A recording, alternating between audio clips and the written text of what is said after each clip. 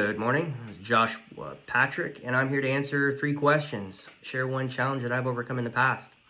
I would say coming out of homeschool, learning how to communicate effectively and efficiently was a large issue for me, in addition to just socializing in general. So from that, I began pursuing sports, and I did that for a few years, learning the basics of communication, how to operate on a team.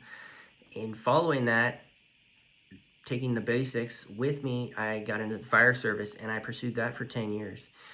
Learning that communication is essential and people's lives are at risk in the fire service, because if you can't effectively communicate concisely immediately, people can die, whether that's with the patient, whether that's with coworkers, whether that's with the public.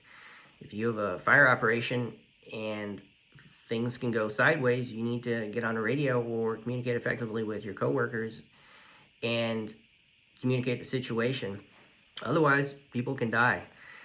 And I was trapped in a couple of those situations over my career. And from that, I know communication and learning what I have in the past will serve me in the future.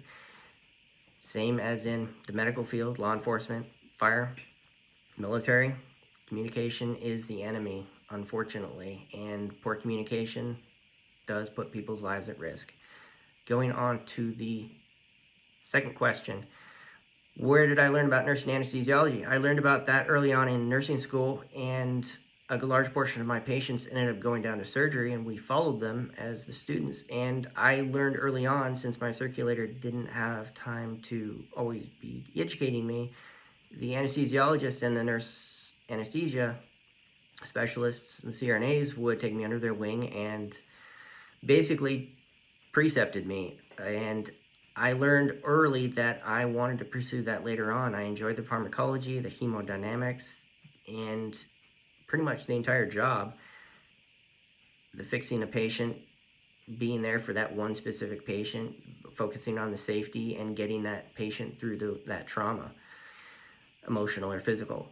And early on, like I said, I've pursued that and I've kept that dream on, and here we are, continuing that dream and that goal.